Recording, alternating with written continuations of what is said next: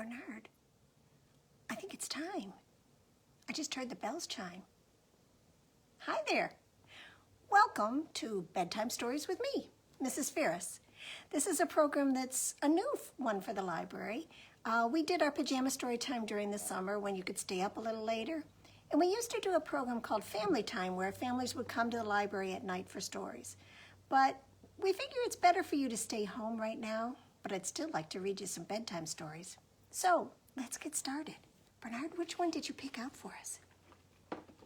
Oh, I think you're going to like this. It's kind of silly. I'll set him over there so he can watch too. This is called, Is Everyone Ready for Fun? It's by Jan Thomas. Oh, look! It's Chicken Sofa! Did you see it? Plop. Is everyone ready for fun? Are you? It's time to jump! Up and down, up and down. Let's all jump up and down on Chicken Sofa. Wait a minute. There's no jumping on my sofa. Oh, okay, Chicken. We won't jump on your sofa anymore. Is everyone ready for more fun? More fun? It's time to dance. Back and forth, back and forth. Let's all dance back and forth on Chicken Sofa. What are you doing now? Well, you said not to jump on your sofa. And we weren't jumping. Is everyone ready for even more fun? No more fun. It's time to wiggle to and fro, to and fro. Let's all wiggle to and fro on Chicken Sofa. Enough!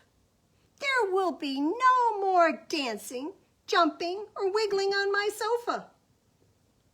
Oh, well then there's only one thing left for us to do. I wonder what that is. Is everyone ready? It's time to nap.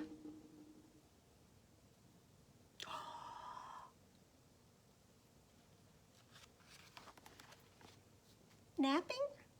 On my sofa? Yes. Good idea. Fun-loving cows? Oh, we're in trouble. And they were trouble, weren't they? Forgot to say, I would love to have you say hi in the comments so I'll know who's out there watching.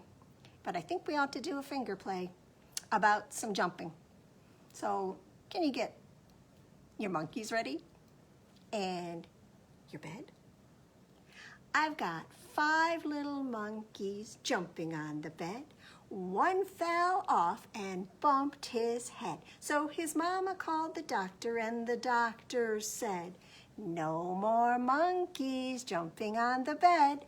So 4 little monkeys are jumping on the bed. One fell off and bumped his head. So mama called the doctor and the doctor said, no more monkeys jumping on the bed. Hi, Jonah and Liza. Can you show me 3? 3 little monkeys were jumping on the bed. One fell off and bumped his head. So mama called the doctor and the doctor said, no more monkeys jumping on the bed. Hi, Sawyer. Hi, Rowan.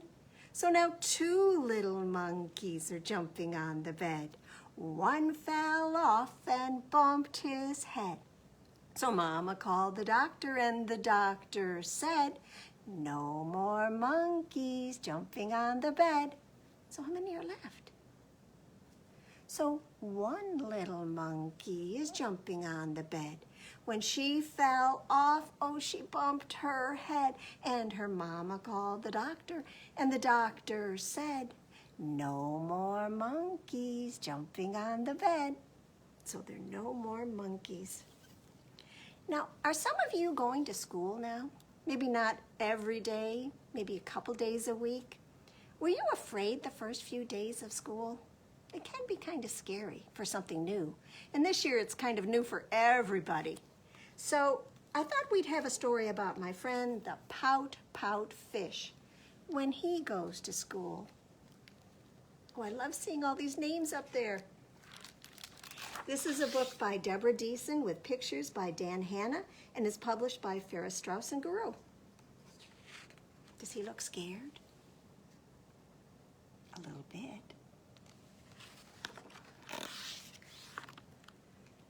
Jonah, did you come and pick up your teddy bear? I see you're wondering about it. Check our Facebook album for our sleepover pictures. This is a rhyming story. A long time ago, when Mr. Fish was very small, he headed off to school for the first time of all. With a smooch from his parents and excited for his day, Mr. Fish rushed in, but then, oh, he lost his way. The big fish around him knew exactly where to go, finding lockers, finding classes in a fast, smart flow. Mr. Fish, left behind with his grin sinking thin, finally stopped at a doorway and he shyly looked in. The class was doing writing and most everybody knew it. So he tried to print his name, but he just couldn't do it. So he flub frowned, making blub bubbles. Then he plopped down his pencil and he counted off his troubles. Trouble 1, I'm not smart. Trouble 2, I'll never get it. Trouble 3, I don't belong. So 4, I should forget it. So he floated with a frown down the long corridor. Then he sneak peeked a look through another room door. The class was drawing shapes, and most everybody knew it. So he tried to make a rhombus, but he just couldn't do it. So he flub frowned, making blub bubbles, and he plopped down his pencil and he counted off his troubles. Trouble 1, I'm not smart. Trouble 2, I'll never get it. Trouble 3, I don't belong. So 4, I should forget it. He drifted down the hallway with a doubt face. Then he spied another doorway. Maybe this was his place.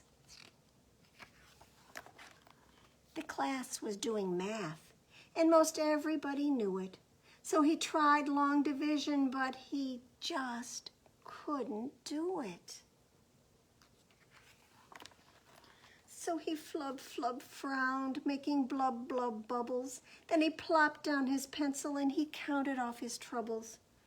Trouble 1, I'm not smart. Trouble 2, I'll never get it. Trouble 3, I don't belong. So 4, forget it. He rushed towards the exit. That's enough, I say. School is way too tough and I'm not going to stay. Then a soft, kind voice said, don't you fret. You don't have to know things you haven't learned yet. Your classroom awaits. I'm your teacher, Miss Hewitt. I am here to help you learn, and I know that you can do it. You're a fish who is smart. With practice, you'll get it. Young fish, you belong, and don't you ever forget it. The student and the teacher swam a splish, splash, swish to a door with a sign marked Brand New Fish. Miss Hewitt said good morning. I'm excited you're all here. Together we will have a spectacular year. Fact 1, you are smart. Fact 2, you belong. Fact 3, you can get it. So 4, don't you forget it. The class got to work and Miss Hewitt helped them through it. They listened and then they tried. And you know, everyone could do it. Mr. Fish gave a grin. Goodbye, Blub Bubbles. No more doubt, doubt, worry. No more flub, flub troubles. He swam with his class, Miss Hewitt by his side, as the students and their teachers said with confidence and pride. Fact 1, we are smart. Fact 2, we can get it. Fact 3, we belong.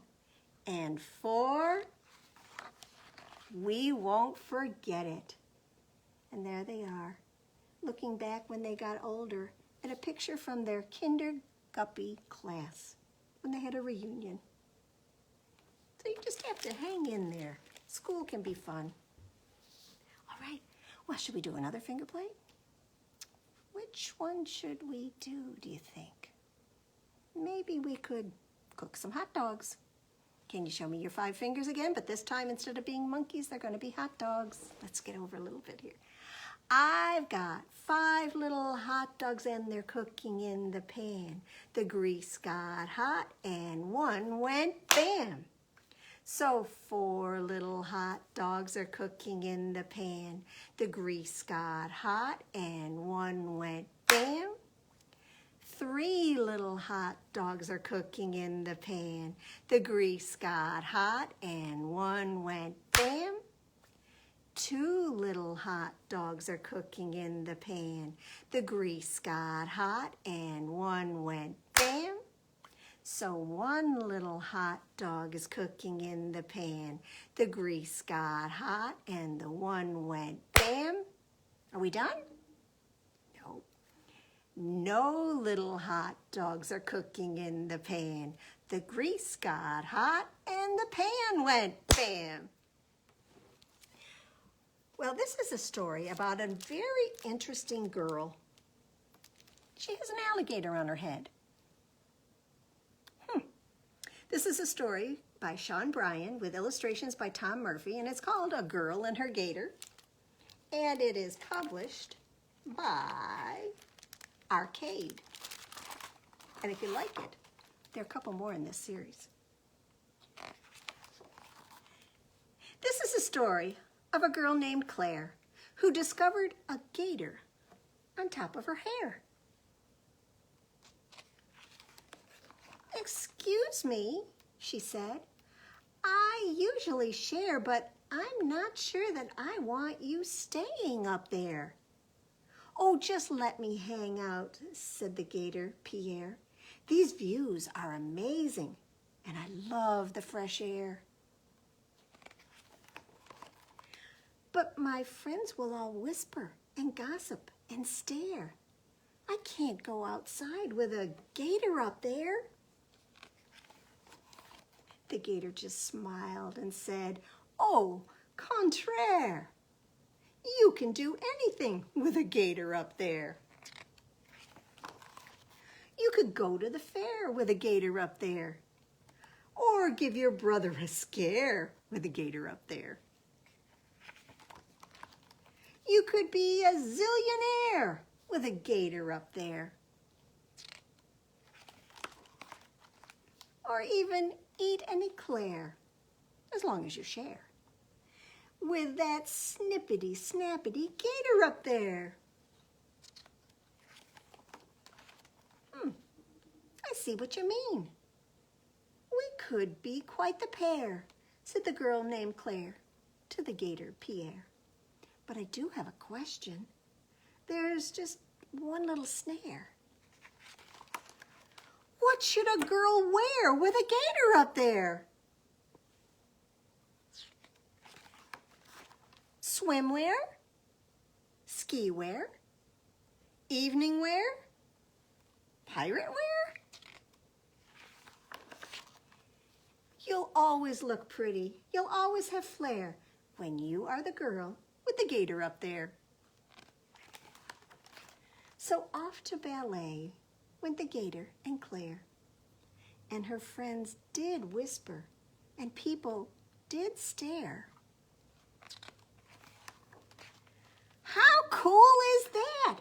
She has a gator up there. What could be better? What else could compare?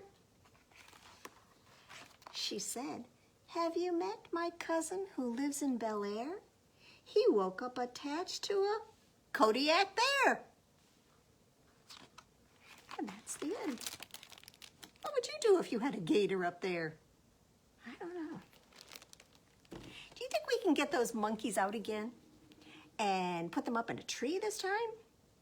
And with your other hand, let's see, I need to be over this way. With your other hand, can you make a crocodile? He's a cousin of a gator.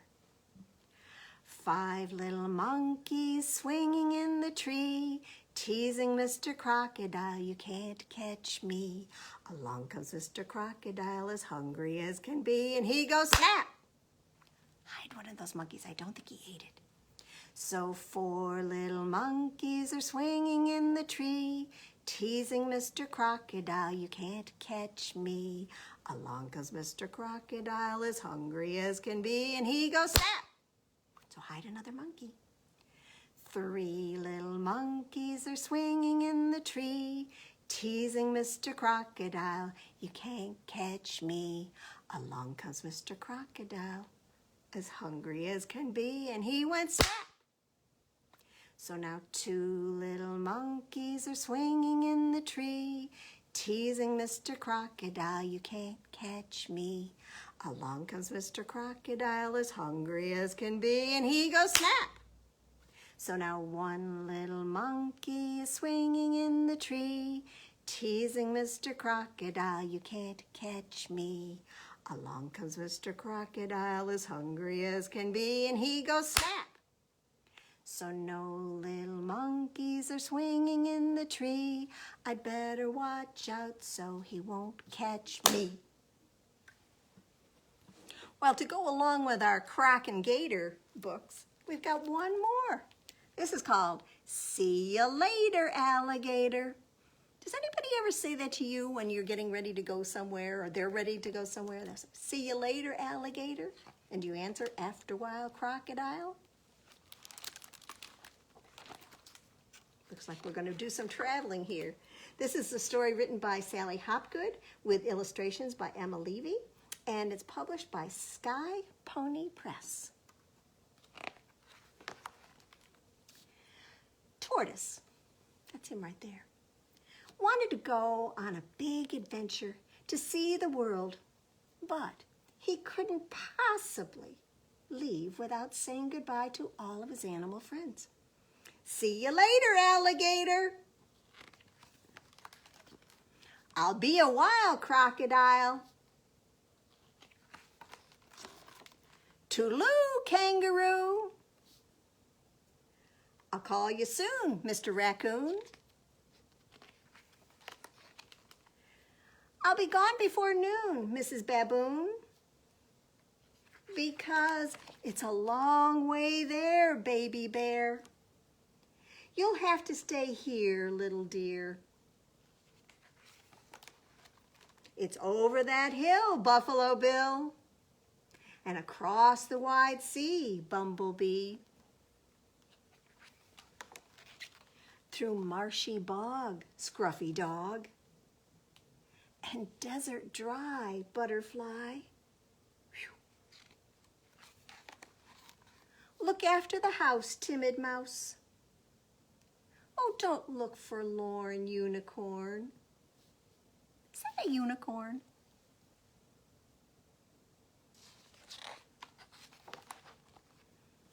The key's under the mat, kitty cat.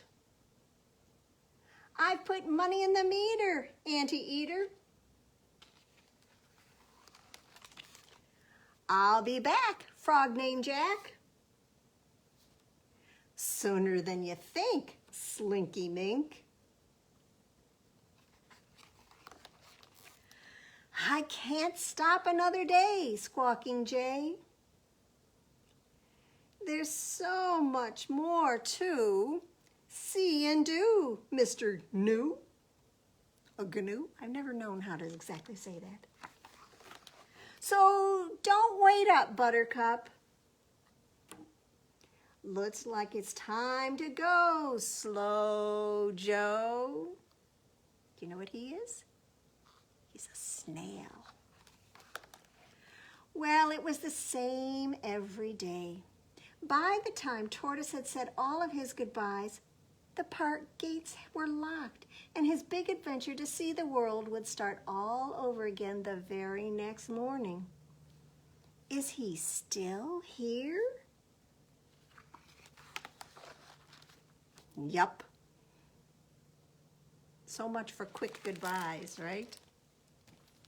Well, it's just about time for me to send you off to bed. I don't know what time your bedtime is, but I thought we'd have something on the flannel board.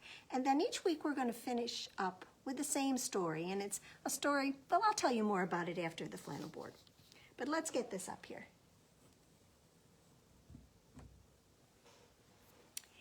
It was nighttime, and Lisa was in bed. But you know what? Lisa couldn't sleep. Mama, she called, I can't sleep without my doll. Well, then go and get her, said her mother. So Lisa threw back the covers, hopped out of bed, and went to get her doll. Then she climbed back into bed, pulled up the covers, and she was just about to go to sleep when the doll spoke to her. Lisa, said the doll, I can't sleep without the teddy bear. Oh, well then I better go get it, said Lisa. And she did. She got out of bed, went and got the teddy bear, put him in bed next to the doll, pulled the covers up, and she was just about to go to sleep when the teddy bear said, Lisa, the doll and I can't go to sleep without the dog. Oh, said Lisa, well, I better go get it. So she got out of bed, went and got the dog, put him in the bed, climbed in herself, pulled up the covers, and she was just about to go to sleep when the dog said, Lisa, the doll and Teddy and I can't sleep without the cat. Really, said Lisa. Well, then I better go get the cat. So she threw back the covers, hopped out of bed, and went to get the cat. Well, she put the cat in bed, and she was just about to pull up the covers when the cat said, Lisa, the doll and Teddy and I can't sleep without the rabbit. Oh, said Lisa. The dog too? The dog too. Well, then I'll go get the rabbit, said Lisa.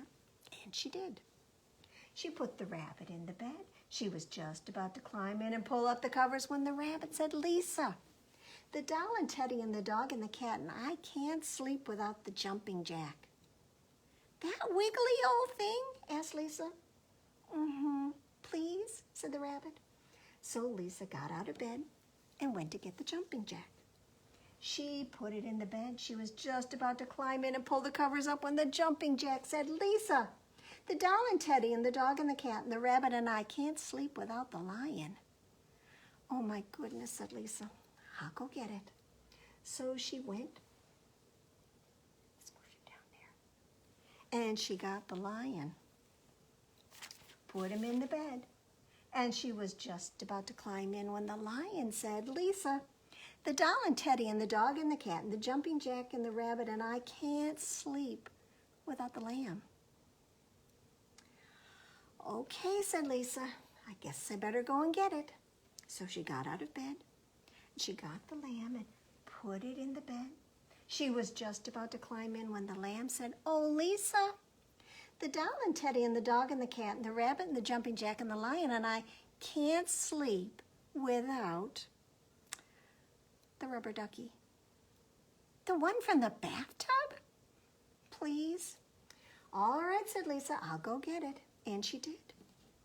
She got the rubber ducky, put it in the bed, and she was just about to climb in when the rubber ducky said, Lisa, the doll and Teddy and the dog and the cat and the rabbit and the jumping jack and the lion and the lamb and I really, really need the rubber ball. Are you sure? Asked Lisa. Pretty sure. All right, said Lisa, I'll go and get it. And she did. She put the rubber ball in the bed, and she was just about to climb in when, well, she heard nothing. They'd all fallen asleep. But Lisa took one look at her bed, and she called out, Mama, Mama, there's no room in my bed for me. And her mother came in the room and said, oh my goodness, Lisa, what should we do? I don't know, but I'm really tired. Well, said her mother, let's try this. Let's take that ball and the duck and the lamb and just put them in a nice little pile by the side of your bed. How's that? There's still not room, said Lisa.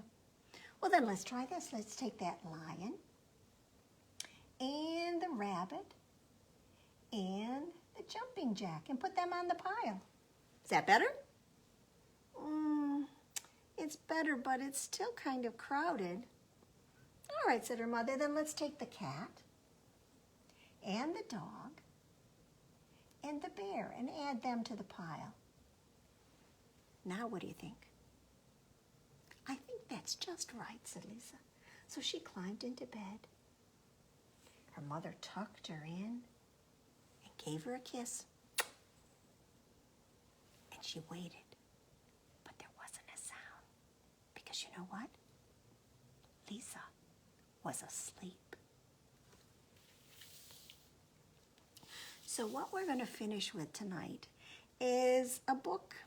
Well, it's got my friend Bernard in it. And it's called The Going to Bed Book by Sandra Boynton. And it's published by Little Simon Books. The sun has set not long ago. Now everybody goes below to take a bath in one big tub with soap all over. Scrub, scrub, scrub. They hang their towels on the wall and find pajamas, big and small. With some on top and some beneath, they brush and brush and brush their teeth. And when the moon is on the rise, they all go up to exercise. And down once more, but not so fast. They're on their way to bed at last. The day is done. They say good night, and somebody turns off the light. The moon is high, the sea is deep, and they rock and rock and rock to sleep. And I hope soon you'll be able to rock and rock and rock to sleep. Thank you for joining us. We hope you'll come back next Wednesday and watch Pajama Story Time with us. Not Pajama Story Time, Bedtime Stories with Mrs. Ferris.